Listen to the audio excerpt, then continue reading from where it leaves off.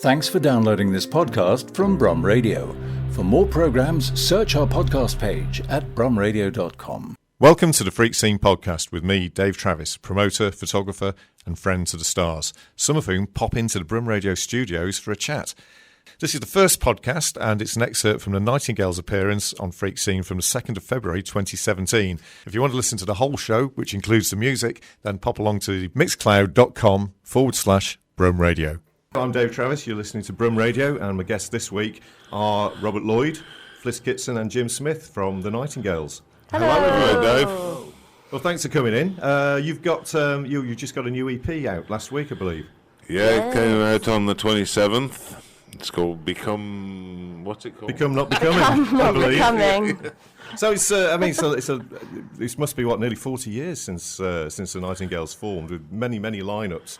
Yes, 79 or 80 or something like that. That's right, yeah. And before that, the Prefects, of course, which featured my friend Paul Appley and Alan Appley. I seem to have spent probably the last 30-odd years, my social life revolves around ex-members of the Nightingales. Eamon Duffy, Pete Birchmore. They crop up everywhere. What a sad state of affairs that is, Dave. Well, it's worked for me. I don't seem to be able to shake most of them off. But I mean, it's one of those things that people around Birmingham say that the Nightingales have they make comparisons to the Fall in the fact that there's a charismatic frontman with dozens and dozens of members over the years. Yeah, but also like the Fall, we've had a regular lineup for quite some time now. So there was a time, because I don't think either Mark Smith or myself are like sort of evil dictators. People leave; they don't necessarily get cut off. You know what I mean? They have other things they want to do, or they just get fed up with it. And then in recent times, this lineup's been quite steady now for... How long have you been in the band for? 6 years, 8 years or something? 6 years, I think, yeah. So, so that's quite good going. Yeah. Yeah, I mean, so it's a very sort of creative, flowing lineup, though, isn't it? Really, I mean, the people that have come in, and there's also people like was it Andy Lloyd, and I mean, how many members has there been over the years? It's probably about 30, I guess. That's it. Yeah, that's just a guess, but but all the bands that sort of they shot off from, it's fascinating. There's been some very good people, great musicians as well. Yeah, through the years, but I genuinely think I know it's a standard thing that someone would say, but I genuinely think it's the best lineup there's ever been that we have now. Yeah, and sometimes it takes 40 years to get to where you want to be. That's a good way of looking at it. I suppose having members coming in and out sort of keeps it fresh and keeps ideas coming. And again, there's an advantage to having a stable lineup as well. Yeah, I much prefer a stable lineup. I always wanted to be in a band for a start. I've never seen it as, like Mark Smith and the Fall or Vic Goddard and the Subway Sect. I've always wanted to be in a group rather than a sort of solo artist. And but having said that, as an individual, I find it great to have a stable lineup. I love all the people that are in the band now, and I trust them, and I know where we're going with stuff. Whereas before, it just always seemed too transient. People passing through, and they're like, you just want some kind of commitment. You want to believe that the other people in the band believe in the band. That's right. It's a great lineup as well. I've seen you several times over the last year. Well, several times over the last 30 odd years, but particularly I think there was a great gig. Well, I saw the Damned, supporting the Damned at Wolverhampton, which was fantastic. That was really good. Yeah, that was a great gig. Damned, also another of my favourite bands of all time. Such nice people as well. Really nice. That's it. Yeah. No, they are. So I must have seen them probably 30 or 40 times over the years. I was surprised by that. It was Fliss's. Fliss got us that gig. Well, she gets most of her gigs, but through some sort of cockeyed connection, she got us that one. And I was thinking, I didn't know what to think. I was just thinking that it'd be, sort of old Mohicans with dogs on a string kind of thing. That's what I was fearing. And the Damned, I don't know, I don't know why I thought they'd be a bunch of dicks, but I did. And then Captain Sensible was one of the nicest people I've met in all the years of doing it. What a gentleman he was. It was a really nice night, that was. No, it was. It was great. It was really good. It's packed out as well. I think it's a sold-out gig. Yeah. And, it was just fantastic from beginning to end. And, your set was incredible. Really, really enjoyed it. And the other one I saw was at the Flapper and Firkin, supporting the Membranes. That was that was a great gig as well. Completely the opposite. Great lineup. But Where I fainted at the end of the set. Yeah, I know. Yeah, remarkable. I like the way you waited till the end of the set. It was quite hot in there. You held out. Yeah. That was a weird one. Yeah. No, it's a great gig though. It was. Well, I think we get. I just think we get better and better. To be honest, I know that sounds big-headed, but it's true.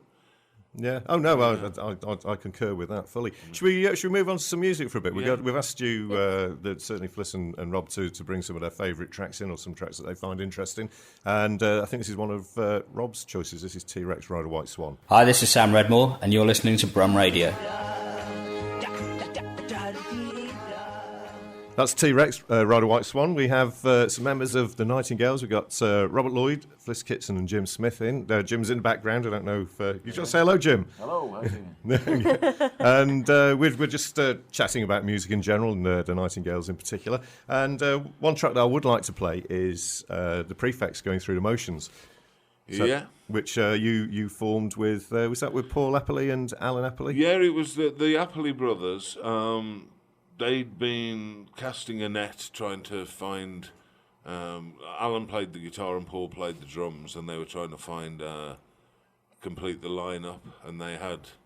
they tried out a few people. Frank Skinner, who actually claims that he was in the Prefects for a bit in his biography. But they turned him down. And they turned down Nicky Sudden, who went on to form Swell Maps. Because they needed the right bloke, you know. And I strolled into town and got the gig immediately, obviously, and made the band what it was. No, yeah, that's great band. I wasn't in Birmingham at the time, so unfortunately, I never saw them. But you played some incredible gigs, and you supported the Clash and the Slits and Buzzcocks. Our third ever gig was supporting the Clash at the Rainbow Theatre in London, which was the first big punk concert. It's quite a weird story how we got to be in that position. But then when the Buzzcocks, who were part of the White Riot tour, they sort of split up on the tour, and so we were asked to join the tour, and so within a month or so of forming a band, there we were on what is now a kind of legendary thing. Yeah, well, it always was at the time. I mean, that's the stuff that dreams are made of. It just doesn't seem to happen these days. But Does it form a band and 4 weeks later you're on one of the biggest But tours I'll tell you going? something, Dave. The best thing about it, though, because we were just a bunch of sort of scumbags, really, you know, young kids that just wanted to be like the Sex Pistols, and there was this thing called punk rock that we believed in and we thought was a movement. And we got that lucky break where we went on that Clash tour, and they were such a bunch of arseholes, and the whole thing was... my illusions were shattered really, really quickly. And I think that's one of the best things that ever happened to me, because I could have wasted years and years learning that it was all a pile of crap. Yeah. And I found out in 4 weeks. Yeah, 4 weeks. Yeah, that's a learning curve, isn't it? So like the record you're about to play, Going Through the Motions, which is like a big droney record. It's as far away from punk rock as you could get. But this it was those Clash gigs that made me want to do this kind of stuff. So what was so what was when we wrong went on tour, we supported Sham 69, right? We did a tour up north with Sham 69, and we used to open with Going Through the Motions and play it for about 10 minutes, just this drone in E or whatever it is, and Just all to these annoy them. and all these skinheads just sort of throwing things at us, and it was just like, I thought, right now I'm doing something. You know, Yeah. whereas before I was just copying other people. I just wanted to be, and we all did. The Appley brothers, we all wanted to just be like the Sex Pistols. You know, we cut our hair and we were all sneery and snotty, and I had that blown apart by playing with the Clash. So what was it about playing with the Clash that disillusioned you? Well, when we played in Chelmsford and they had their photo taken for the local paper with the mayor of Chelmsford, and we were in the background singing "We're a Garage Band." Oh, yeah. We got picked up on this. We got picked up on the tour, and because we got no, it's quite a long story how it happened, but we were at a gig and the Buzzcocks split up. So they asked us to join the tour. So it meant we got no clothes. So they gave us these Clash T-shirts, you know, with a policeman on the front and the Clash stenciled. And we thought, this is really naff. I'm not wearing a Clash T-shirt. So we wore them inside out. And it went down like a brick in shit. And they just thought we were being really disrespectful. And I just thought, God, this is the same old cabbage. Like, for all this, we're not rock stars. You're just behaving like rock stars, and I don't know. That's part of the reason I think I liked. It was just all. It was just all like, well, this is the same circus as it ever been. We could be on tour with Ted Nugent or AC/DC. It makes no difference that you know. They were a massive band, though, weren't they? With a sort of major label band as well from the But start. they were also kind of, in my personal opinion, they were also kind of piss poor, because I'd seen them when they were a 5-piece band with Keith Levine on, when they had 3 guitars, and they were great. And then they signed to CBS and they made that. When I heard White Riot, the first single, it just sounded so feeble compared to what I wanted to hear, you know. I'm unlike you. I'm not a fan of The Damned, but when you heard New Rose, it was like, wow. One of the greatest. When you heard White Riot, it was like, Yeah, well, I think New Rose is one of the greatest pop singles of all time, not just great funk singles. The sound of it is fantastic. Yeah. And they were live as well. I don't want to harp on about the Damned, but their shows were quite often a riotous shambles, you know, which I really liked at the time. You know, the audience were just on stage, and you know, everything got smashed up, and they were under rehearsed massively, which I thought was the charm of it, really. It's, you know, a lot Clash in uniforms, you know, just uniforms, like. Anyway, I don't like them. No. As you've gathered, I don't like them, and and there you go. So how many dates did you do though on that tour, on the White Riot tour? 5. Yeah. And who else was on it? There was quite. The Slits, the Subway Sect. Yeah. So, Slits are a great band as well. Yeah, so they were good. my favourite band from that period. No, they were very different. They weren't, even though they were sort of part of that sort of punk movement. Their sound wasn't really punk, was it? It was very. Has there been a band before or since them that are like the Slits? I can't think of many. Not really. I loved, with the Slits, I loved Palm Olive, the drummer. Great drummer. Yeah. And when she left and they got Budgie in and they kind of did sort of reggae kind of stuff, I'm not a fan of that really. But Palm Olive then joined the Raincoats, who were great. And she was pretty much my favourite musician of all time. Yeah. Until I saw Fliss, who I think is better. That's right. Yeah. Wow, So you joined the band, what, 6 or 7 years ago? Yes, yeah. I used to be in a band called Violet Violet. I've got a track of really? yours later. Whoa, Yeah, great okay. band, really good band. Yeah, and we supported the Nightingales on a few tours in England, Europe and America. And then we kind of broke up, and then Robert got a phone call from Robert saying, we need a drummer. Do you want to do it? And I was like, definitely. Just Violet, you were a two-piece, weren't you? Yeah. By the end, so it's easier to break up, I suppose, isn't it? Just and we're still just like don't the answer best the of phone friends. calls. It wasn't really, it just wasn't really working anymore. But so where were you? You weren't based in Birmingham, was it Norwich? Based in Norwich, yeah. And then I moved here a few years ago, actually. And good move. we've written some great albums since I moved here, so that's the main thing. We'll hear a bit of Violet later, but for now, this is the Prefects and Going Through the Motions. You're listening to Brum Radio. That's Going Through the Motions by the Prefects, one of my favourite tracks of all time. And we've got Robert Lloyd, Fliss Kitson, and we did have Jim Smith, but he's popped out to do a bit of shopping. And that's... we were just talking about the lineup there on that track, because you didn't release that while you were together, is that right? No, we never released anything. And the only 2 times I'd ever been in a recording studio was to record the 2 Peel sessions. We'd never done any demos or anything. The first time I ever went in the studio was the first Prefix session at the BBC. Which is ridiculous. So you formed 4 weeks and then you got one of the dream, most legendary tours. Yeah, that's it. It's beyond a dream, isn't it? I mean, never would happen. And yeah, John Peel saw us at that 3rd gig at the Rainbow Theatre and invited us in for a session. So, I mean, I guess for someone that... Because I'm a bit of an old whinger, really. And I suppose I've had it quite lucky in the scheme of things. Yeah, but even if you were dreaming and you thought, this is what I'd like to happen, you thought, no, we can't do that. I can't get this tour after 4 weeks, and then John Peel's on his 3rd ever gig, and then you get first time in a session in a recording studios in Maida Vale. That is ridiculous, isn't it?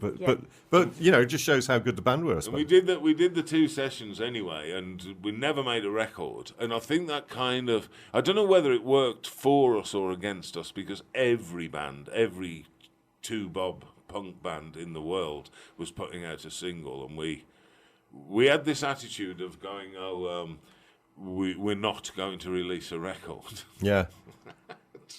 Crazy. But it's quite easy in those days, wasn't it? It's just going, we're not, all the other groups are making records, so we're not. Yeah, that's right, yeah. That was our thing. That was your USP, as they say. And then the band had split up, and I'd started the Nightingales, and I got a telegram. It shows how long ago it was. I got a telegram from Jeff Travis at Rough Trade going, we've just heard your John Peel session and we want to release a record by you immediately. Reverse the charges and call us.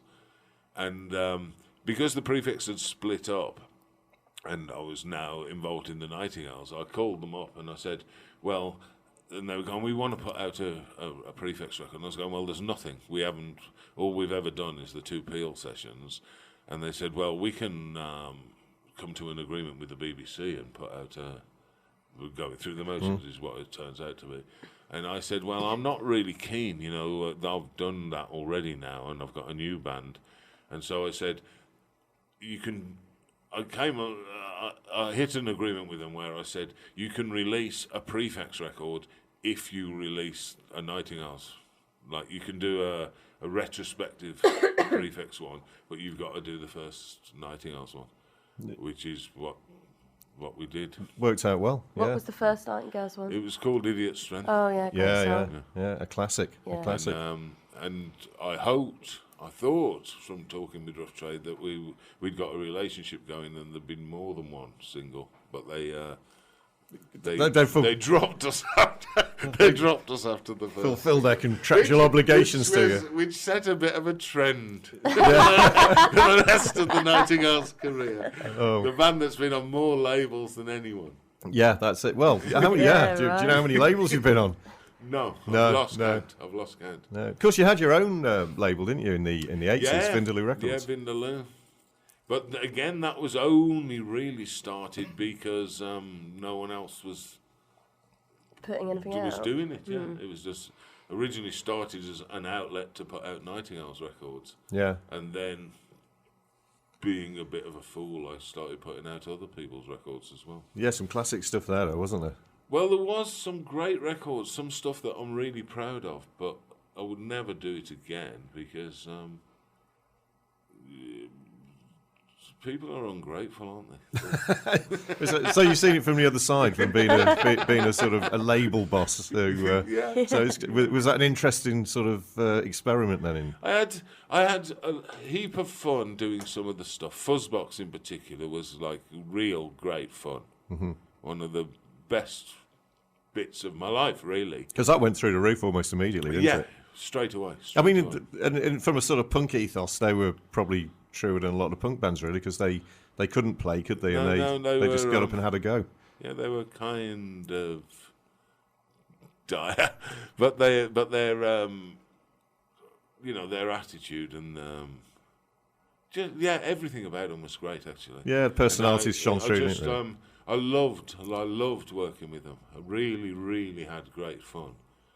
But as soon as they got a sniff of fame, as everyone seems to turn into a different beast. Once there's something there for them to latch onto, it's like a kind of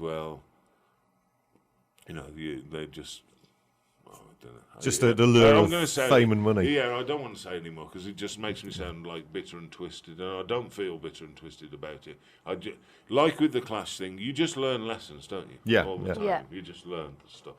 Yeah. And I learned stuff from that. Not just Fuzzbox, by the way. Just the whole kit caboodle. It was. Because you had Ted Chipperson as well. He didn't go on to major label success. Ted did release a record on a major label. Oh, he did. That's right. But yeah. he's I'm not going to say anything against Ted. He's my best mate, and he was then, and he is now, and I'm not. Yeah, I'm an incredible performer. He's a flawless personality. That's it. That's the way of it, isn't it? Yeah. We were talking about Ted Stock, weren't we, earlier, just before we came on air, and saying that's because I went down to London to sit out at the Bloomsbury Theatre, and that's 10 years ago, almost exactly 10 years ago, which is incredible, isn't it? That seems, it really does seem incredible that it's that long ago. And what a lineup! That was, well, you know more about it than I do. That was. Well, I got a phone call one day. I'd started another label called Big Print, which was just to put out Nightingales records. And Stuart Lee, I don't know how he got my phone number, because he wasn't someone I knew, but he just rang me up at home one day and said, "Is there any chance that you're going to be releasing Ted Chivington's album on Big Print?" And I said, "No, have no intention of doing that at all." And he said, "Well, I think you should." And I said, "Well, can't really afford to do it, blah, blah, blah." And I don't think Ted is interested anymore. And he said, "Oh, you really, really should do it." So I called up Ted and I said, "I've had this bloke Stuart Lee on the phone," and Ted was going, "No, I don't really want to do any. I've retired from the business." And me and Ted, we just had a bit of a chat, and we decided, oh well, the only way that we want to do it is if it's we want to do a 4 CD box set package, like a Pavarotti kind of record, which is a ludicrous idea. Which you did. Yeah. So I rang up Stuart and I said, "No, we don't want to do the Man in the Suitcase record, but we'd be interested in doing a 4 CD box set, blah blah blah." And Stuart, much to my surprise, he was going, "That's a brilliant idea. Let me organise something that can pay for it." And That's so crazy. Stuart, God bless him, organised the Ted Stock thing, which, as you know, but for the listeners, there was Josie Long, Bridget Christie, Phil Jupiter, Simon Amstell. Yeah. Simon Amstell. Richard Herring. That's it. Simon Munnery. Blah, blah, blah. And they all got together and they did a night at the Bloomsbury Theatre, which sold out. And they gave us all of the proceeds from the thing to produce a 4 CD. Well, the Nightingales, you played in between the acts, didn't you? We did. You sort of compared it, really. Well, sort of. I think I think we were the onion in the ointment, though, weren't we? Really? It worked brilliantly. I tell you what there's two interesting things there. One, Simon Amstell, I didn't particularly like him that night, of all the comedians that were there. But I sort of after that, I did get into him more. I've been to several of Well, his gigs since. he was very, very shy backstage because I was a bit drunken backstage and a bit sort of loutish, I think, in the green room. Yeah. And Simon Amstel was mega shy, but I thought he was a really nice. Yeah, bloke, no, I've actually. really come round to liking him I took now. a bit I of like a his work. shine to him. Yeah, and of course Stuart Lee and Richard Herring, they sort of reprieved their Lee and Herring routine, They didn't they? for that? did, yeah. But I'm not Richard Herring. I'm not. They're very different comedians, aren't they? not I've a seen fan Richard of- Herring several times, but I see Stuart Lee pretty much every time he plays. Yeah. Stuart Lee's still a huge supporter of the Nightingales. He's Yeah. really like. We did. Was it last year? Last year we did. played his ATP festival, That's right. which On was tomorrow's just parties, yeah. probably my favourite gig ever. He's a actually. local lad, isn't he? He's from Birmingham. Yeah, Solihull. Solihull. Yeah. Yeah, That's it, yeah. So brilliant. no, But he's he's done. He's helped the band out since the death of John Peel. I would say Stuart Lee's been the most helpful person. Yeah. Certainly in the modern, the Fliss era of the band. Oh. yeah. for which it will now be known as the Fliss era. No, but it is. Yeah, well, it is, and it is an era. It's when the something about the band changed. What we are now changed when Fliss joined the band, and Stu's just been great. No, there is a different, slightly different dynamic, I think, since having seen the band in several guises over the years. Yeah. We're just going to play Violet track, which is the band that Okay. you were in before now. Yeah. So how long were, just briefly talk about Violet? How we long? were together for 10 years, I think, which is quite a long time. We started when I think I was about 17, and we just started at sixth form to beat the boys in our school at a Battle of the Bands competition. So we just wanted to do that. We didn't know how to play our instruments, really. Did you win it? We beat them, Yeah. but I'm not saying no. Can I interject? No, because it's funny. They finished Briefly. They finished second in the Norwich Battle of the Bands competition to a band called Brutal Abortion. God. Yep. Shout out to them. Where are they now? Oh, no. They're the next track. I don't know how this works out, but that's hilarious. But yeah, great band, Violet. So Yeah, we had a great time. So yeah. let's play Pulling Teeth. Ah. So what you doing now? I heard you got right. Hello. You're tuned into Bram Radio. Tuned in? What's wrong with that? Okay, fine.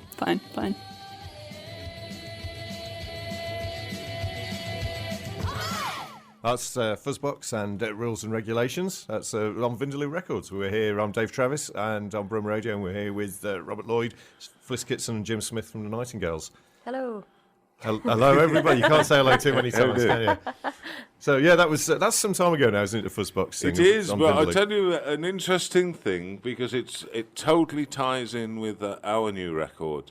When I was doing Vindaloo Records, I was living on Mary Street in Borsall Heath. And I used to go to the local off-licence, and there was this young student bloke. He used to come in the off-licence, and he was always looking at me. He obviously sort of kind of knew who I was, but I didn't know him. And eventually he kind of plucked up courage, and he said to me, "Oh, I know who you are, and I know what you're doing. You run this label, and blah, blah, blah. And if there's any way I can ever help with it, just let me know."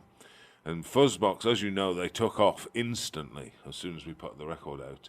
And we needed a video. And so I said to this young student bloke, "Can you make a video? And there's 50 quid in it for you." And he got a Super 8 camera, and he came round our house, and he made a film for that very song that you've just played. And it was on the chart show every Saturday. It was just like the biggest hit video of the year, really, on the chart show every Saturday. And anyway, this fella went on from there when he made the next Fuzzbox video when they signed to Warner Brothers, and he went on to be a video director. Did Pop Will Eat Itself and Wild Hearts and Manic Street Preachers and blah blah blah blah blah. But anyway, he's remained a friend of ours, and he's just made a video for one of the songs on our new EP, which... He has, actually, yeah. So what's his name? His name is Nick Small. Oh, yeah. And he now lives in Halifax, and between filming episodes of Flog It and Antics Roadshow and stuff, he still will get out of bed and make a video for his old mucker. And so your listeners will, if they go onto YouTube, what's the station, Fliss? Who's got it? Noisy Vice are premiering it, actually, this week. So that's really cool. Excellent. Yeah. So anyway, there's a link from that record that you just played to our new EP. Yeah, fantastic. Well, I love that story that he's gone from. Yeah, there's a direct line from going into the same off license as you to filming Flog It. I know, right? Isn't it? It's like my old art teacher used to say: "Be a cork in the stream of life, just go where the current takes you." And that's Totally. yeah. He's ridden that lager current all the way from 1986 was Fuzzbox? Yeah, early '86, wasn't it? £50 I gave him to make the video for Rules and Regulation. So what did you do with the rest of the money? Really, if you see the video, that's what you would say. You would ask yourself, because it's the cheapest looking thing ever. But it went down an absolute storm. Because it was different to all the sort of plush, hardly produced videos that were around at the time. Do you remember the chart show? Yeah, I do remember the chart show. Yeah, I used to watch it. Yeah, every Saturday, and there it was. But because it stood out. It's because when we were doing promoting, it was being bloody Thriller or something. You know what I mean? Like or Madonna, all these like super slick things, and then there's a Super 8 thing of 4 punk girls eating curry and chips in my front room, kind of thing.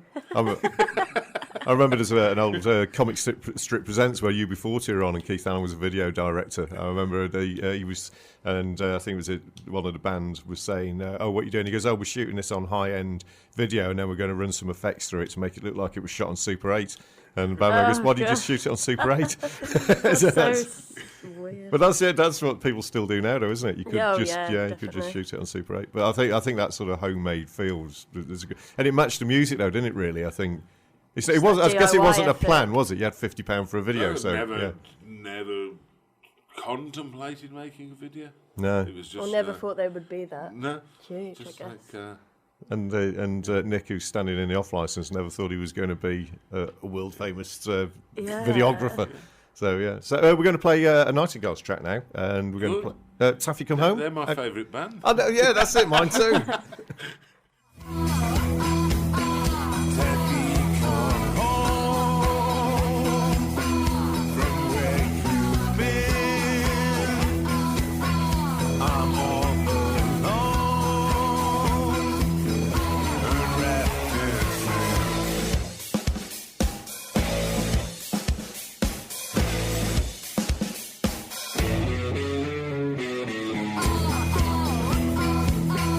The double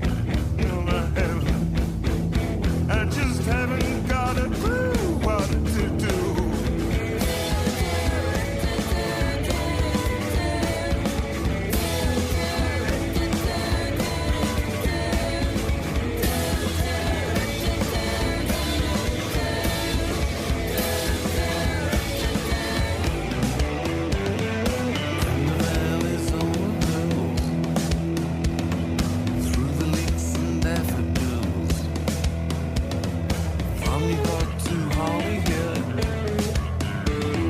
Can it on and can it breathe? And he will do whatever he can to prove that he's an Englishman.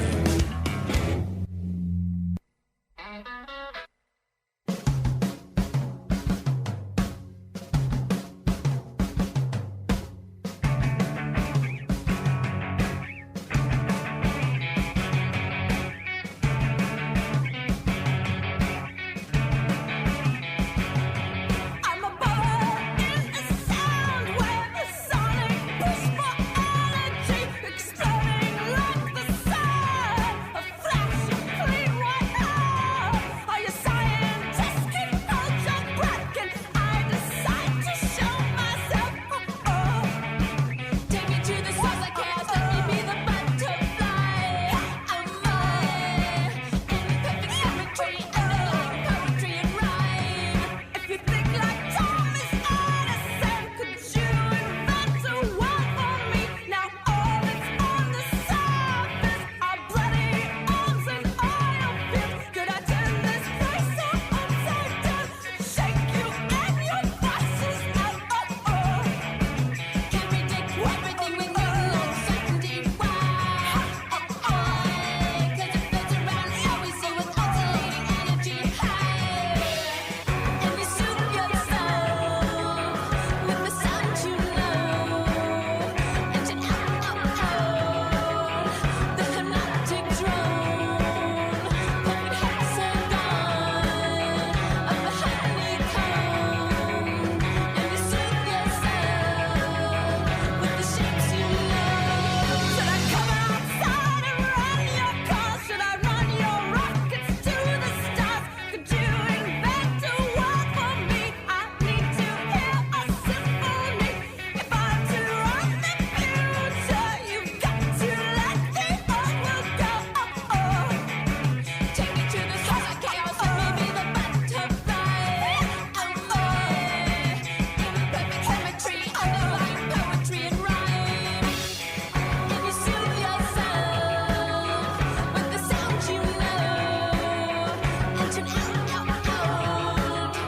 hypnotic drone, perfect hexagon of the honeycomb. And you soothe yourself with the shapes you know.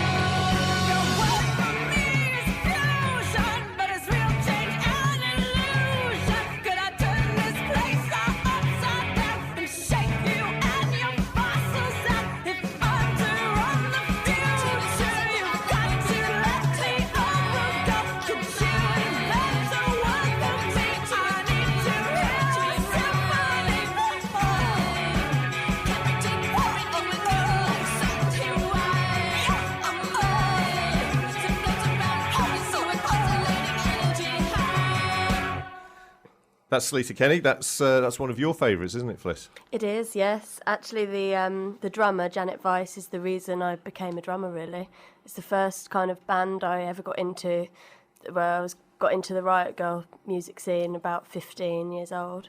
And Sleater Kinney were my first kind of band, and watching her playing the drums, I was just like, I really want to be her. We were saying while you were just out of the room that the drumming style does sound familiar. Yeah, no, she's just like Great very drummer, yeah. Tom-driven. Yeah, fantastic band. Yeah, it's Carrie Brownstein. Yeah, Yeah, she does that Portlandia sketch. She Have does. you She's seen like it? definitely taken a different road, and she's really successful with that. But Sleater Kinney reunited last year, I think. Did another album, and I saw them on their tour, and still rocking. They're great. Okay. Yeah. Well, I missed that. Did they play in this country? I saw them in New York, actually. It I sounds thought really so. lavish. I saw them in New York. Yeah. Did you fly You know, as a as you special? do. Yeah, No, yeah. it's a present, but whatever. Yeah. So whereabouts that was? What venue was that? How big are they in America? Huge. It was Yeah. Terminal 5, I think it's called, the venue, and it's, I don't know, a couple of thousand. Oh, yeah. Yeah. Yeah, be interesting to see, how they do, because they played over here a couple of times, didn't they, in the 90s? Yeah, I saw them. I was not in the 90s, but I saw them maybe just before they split up, and they weren't very big, like maybe 400 capacity venues, Yeah, but I now think they they're played huge Edwards, because I I think. think the Riot Girl scene has kind of had another lift, like this in the 2000s anyway, like recently, and also Carrie doing Portlandia kind of pushed them to the front again. That's I a great guess. show. We've Yeah, mentioned that before on this amazing. show. Yeah, It is. yeah. It is very Hilarious. funny. Yeah. It's a very particular type of humour, isn't it? It is. Yeah. Is it Fred Armisen? Is it? Yeah, The chap does yeah, it. Yeah. Fantastic. Yeah. No. Great. Always great to hear them. And we're going to play another of Rob's tracks now. One of his favourites, and this is Nico.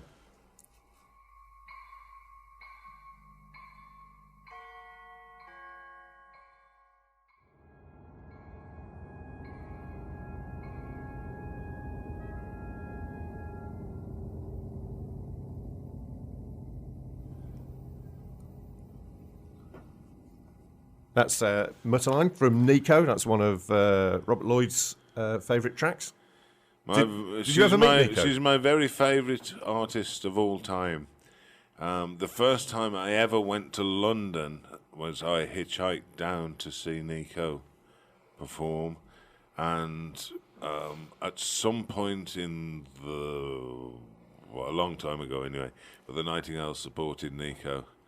And I was too shy to actually speak to her, but it's a thing that I'm very pleased that we did. So where was that gig? When you It supported was Nico? at one of the college. You know when colleges used to have gigs on? Yeah, yeah, that's it. Like the Imperial College or somewhere like that, or the LSE. Because colleges and universities used to be regular on the circuit, didn't they? Well, there was Rock Goes to College, wasn't there, on TV? Before the government actually took away all their kind of money. But all these colleges, the polys in those days, and colleges and universities, they've all got fantastic venues in them, and it's just it seems a terrible waste, doesn't it? Really. And also, I like the system where you get a social sec or an ENTS officer who come in the September and get voted in, and then just get mercilessly ravaged financially by the agents in London, and which sort of subsidise some of the club tours though. So a band would do maybe a 15-date tour, they'd probably do 6-7 college dates and 8 club dates, and the sort of finances would average out over the tour. But it's a good learning curve for these people as well. The social sec that put us on at whatever college this was, it's a Welsh bloke called Richard Thomas. I remember him well because he had the foresight to have the Nightingale support Nico.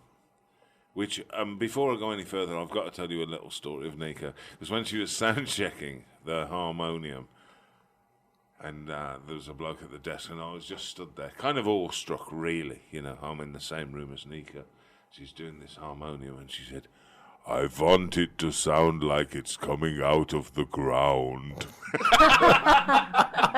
I just imagine the sound engineer looking at his desk. Where's that button? but I remember this guy, Richard Thomas, who put us on with Nico, because when he left the university, you know, when he left school and got a proper job, it was promoting gigs. And he put us on at Brixton Academy supporting Bo Diddley. So the best two gigs, the Nightingales, or the best two support gigs we've ever done, was supporting Nico and supporting Bo Diddley, and Richard Thomas was responsible for both of those. Wow. Is he still doing things? And then he is, yeah. He went on. He was the manager of the Fall for a little while, and I spoke to him a year or so back, and he's because he's very Welsh, and he's become a kind of how do you put it into words? Like he does the Dylan Thomas Festival. He does all these big Welsh poetry. It's particularly Dylan Thomas type stuff. So he's still out there and he's still doing things. Well, that's quite true. Quite a few sort of social sex and ENTS officers, really. I think that they, it's people that are sort of attracted to that side of the business, and they learn really quickly. And a lot of them have gone on. There's a long list of people that started off agents and promoters and record producers and the people that started off doing that job. It's a pity that students don't get the chance to do that these days. Yeah, well, and you don't even get the gigs. No, that's it. Like you used to, if you'd see tour dates of some band, and it would be like, kind of Keele University, Lancaster University, Aberystwyth University. You know what I mean? That would be the bulk of the tour dates. Yeah, and they've all got these. They've got these venues sitting there now, gathering dust or being used for the odd conference or something like that. I mean, I used to promote at the Deb Hall in Birmingham University.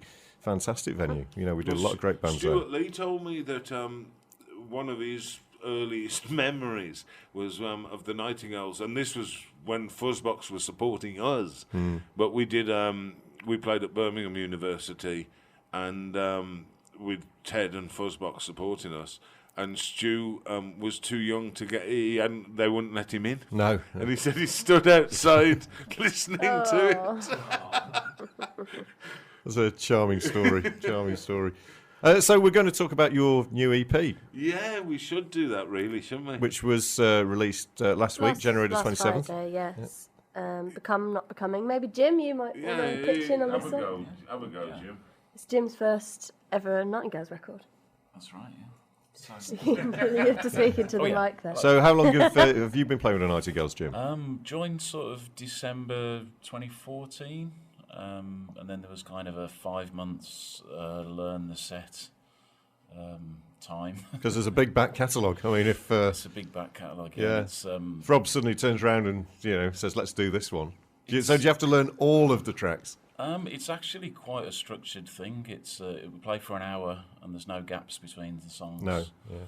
So it's like one big piece, really. So it's just relentlessly learning that over and over again. So yeah, that works really well. It is quite unusual as well, isn't it? Yeah. Yeah, I don't think any other bands do that. It's sort of like the Ramones, but taking out the 1, 2, 3, 4. Yeah, that's it. Yeah, I always thought that was too much. Too much talk. Love the Ramones, but there's just too much talking. That's right. Yeah. So you must be looking forward to well, it's been released now, hasn't it? So have you played in bands before then, Jim? Yeah, I've played in a lot of Birmingham bands. I was in Lord Montation, which was kind of a French easy listening band in the mid-90s, and we did a Peel session. Yeah. Sort of late 90s, along with a band called Woodbine. Do you remember them? I do, yeah. And that was live on air with Peel, which was a bit traumatic. Yeah. But and then I was in the Courtesy Group. Another great band. The Id, the B-Men, been in loads. Yeah. Courtesy Group, they're still going, aren't they? I saw them not long ago. Yeah, Big Al. Yeah, fantastic band. We're going to play a track off the new EP, which was released last week, and this is Too Posh to Push.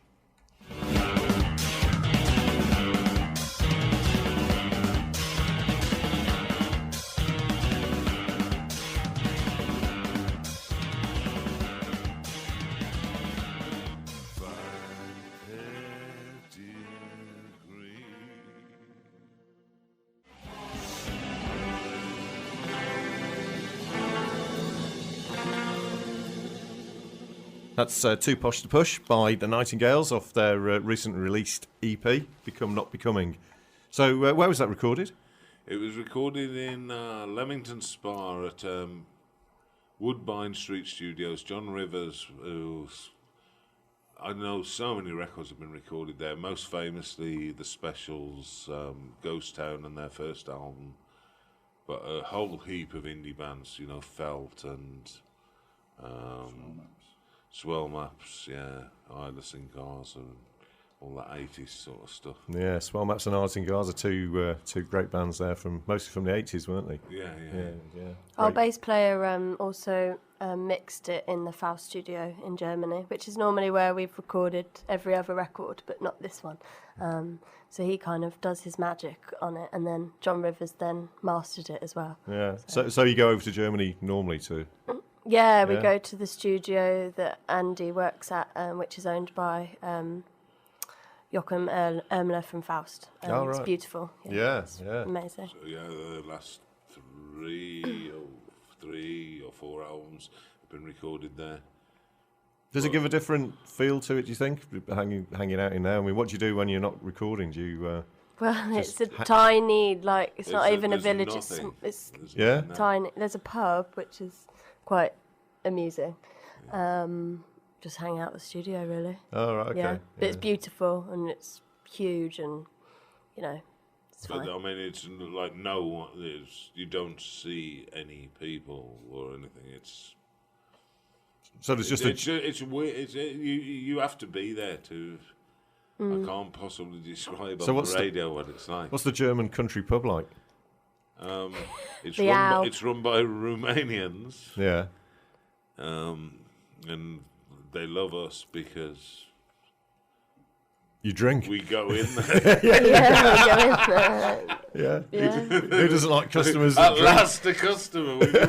We've been waiting for 2 years, and you're back. It's really like that. Yeah, these cheese baps are going well stale.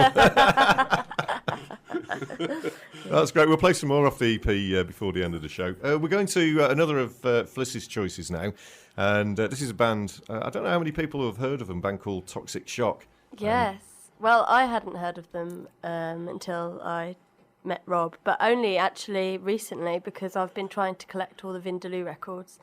And then I didn't know who Toxic Shock were. I just knew it was a Vindaloo record, so I wanted to get it. And it took me a while to get a one in good nick, and then I got it and I played it.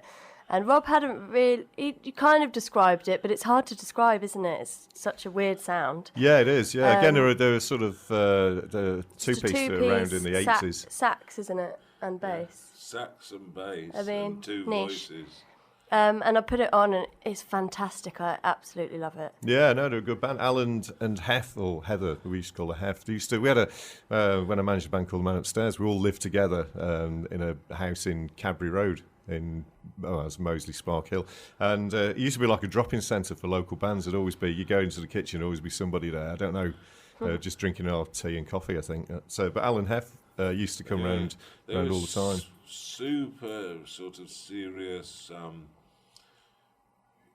lesbian, feminist, vegan, like the most right-on kind of characters you could. Our house was very different, so I don't know why they liked it so much. Because it was a bit of a mostly lads together. They were really serious about the veganism, and I've never met two more ill girls. Like they were always one of them would always have a cold or something. They're always. But anyway, Yeah. they were fantastic. They were They're great one bands. one of the bands, one of very few bands in all of my lifetime that I've seen where literally the hairs on the back of your neck stand up when they're live. You just go, oh my god, Very simple setup though, wasn't it? Again, a bit like Violet, just a two-piece really. Yeah, But- but their vocals are without just drums another. and without guitars. Yeah. Yes, that's it. Yeah, which is You know. which is amazing. So I'm not sure how many people will have heard this, but I've got to reach around now to put this on. And you did two singles with Yeah, I did Toxic two Shock, didn't you? 12-inch records with them. Am I right? This is the second one, is that This correct? is the second Yeah. one, yeah. Yeah. Let's listen to Toxic I Shock. think yeah. Let's. I remember stories that you told me. Catch up on your favourite shows. Visit our Listen Again facility at brumradio.com. And down the phone we tell each other that we're fine. Down the phone we tell each other that we're fine. And you never get to see my face. That's Toxic Shock, The Enemy's Face. So I haven't heard that for ages, so thanks very much for recommending that. Pleasure. And you did the photos on the back. I did of the photos, course. yeah. Add that one in there. Yeah, that's it. Thank you for that. That was too modest to say myself. Yeah. I think, I did a few things for Vindaloo. I think it's because I work cheap. I don't remember getting paid for anything. But don't worry about it, Rob. It's fine. It's fine. did. I ain't worried, Dave. No, you weren't. No, that's it. Yeah. No, I did a few some Fuzzbox covers as well, and some other bits and bobs. But Right. no, don't worry about it. It's fine. But that's a really good track. And Yeah, that's their brilliant. second EP. You did two with them, didn't you, Rob? Yeah, there was. I forget what the first one was called. Actually, I remembered all of a sudden. It was called A Fences? Dubious Deal. Oh, Juby still. That's And that was like a 6-track or 8-track, like mini album type thing. That's brilliant. I think it's actually better than this one, but it's as rare as gold dust now to actually find it. So how many did you press of those? 1,000 would it be? Well, back in those days, you could sell 1,000 records. Yeah. we actually did a repress. So anyone who's got one in a green cover, that's the first issue. Mine's green. And then we did, Yellow. we is it? reprinted it in a pink. Oh, right. So I don't know, probably 1,000 at a time. So if you're going to be a completist, there's 3. You need 2 more I toxic shocks, know, don't you? You need yeah, the pink true, first one true, and this one. Exactly. Yeah. So how's Just it finding going? them in good nick is Yeah. quite difficult. But yeah. Well, yeah, because they've been around for a few years, haven't you? Now. So how many have you got to get out of your Vindaloo set? I've still got to get. There's one really. The Janet and the Johns is really expensive. It's like a 7-inch. I don't know, about £50 just for a single. Do you not have a box of these, Rob, under your bed? Like Rob doesn't have any of them. you don't have any I of mean, them? I don't even have anything Nightingales records. Is that right? No, not really. Because some people like to keep everything that they've done, don't they? And other people just like it's one of those things like just do it and move on. Yeah, I've just had too many times in my life where I've just moved on from one situation to another. So over the years, the things that I've had, you know, I had an original artwork by Captain Beefheart. I had a Ramones Beat on the Brat baseball bat. Yeah. And Someone's cetera, guitar et cetera. strap. Link Ray's guitar strap. Right. Oh, that's pretty cool. You know, so I've had loads and loads of things, but It's all just stuff. I'm just too flaky, I suppose, or too, you know, I've flogged them for pennies when I've been skinned. So I don't know. So you'd be a terrible museum I'm creator. not a collector. I'm not a collector, and I'm No. not a fan, and I'm No. not, you know. Anyway, we're talking about Captain Beefheart. Let's hear a bit of another of your choices, Rob. This is Captain Beefheart. I was born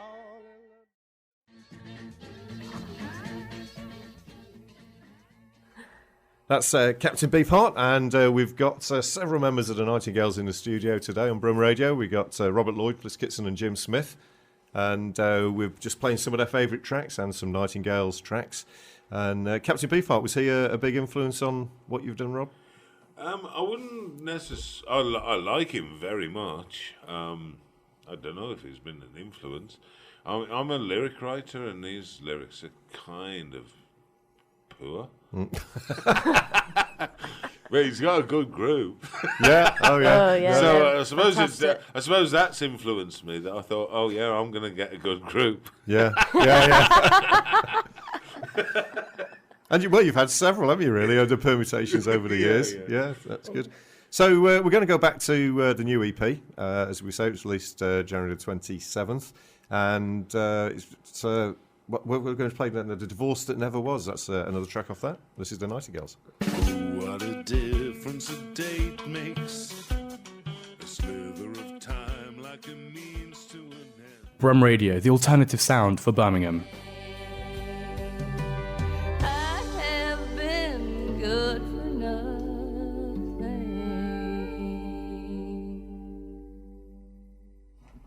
That's Freakwater and Good for Nothing, and before that it was The Divorce That Never Was from the new Nightingales EP, Become Not Becoming. And we have 3 members of the Nightingales with us today. We've got Robert Lloyd, Bliss Kitson and Jim Smith still here.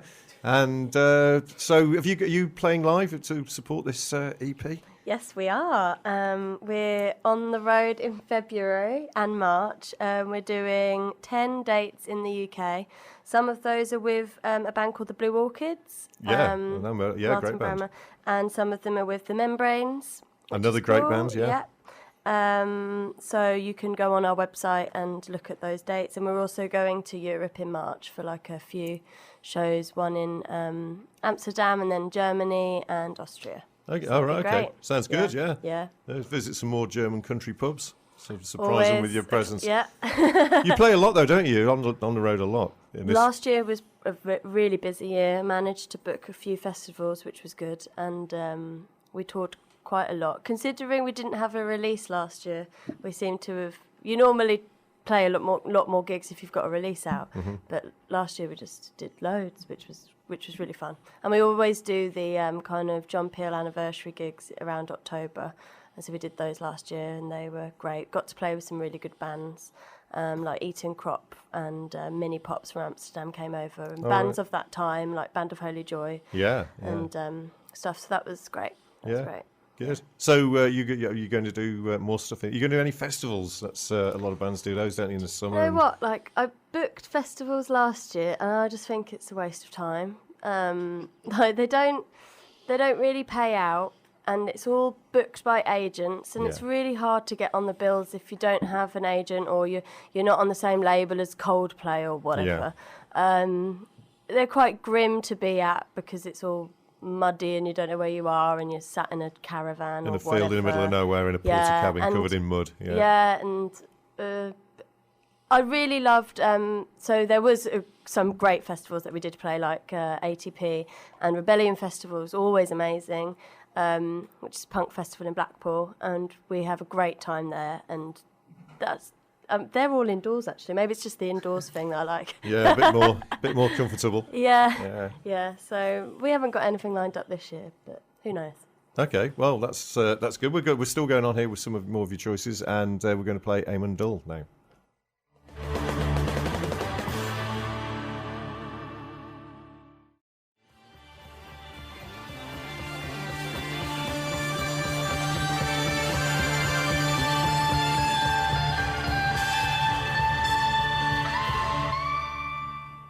That's Archangel Thunderbird. We're almost at the end of the show. We're going to finish on another new track from your EP, Become Not Becoming. But I'd like to say thanks very much for coming in. It's been fascinating talking to you all. Thanks for having us. Thanks for having us. No, and good luck with the dates and the new EP. Another absolute belter. Fantastic. Every track's a winner, isn't it? Thanks very much for coming in. Cheers, mate. Bye. Brum Radio. Brum Radio. Brum Radio. This is Brum Radio.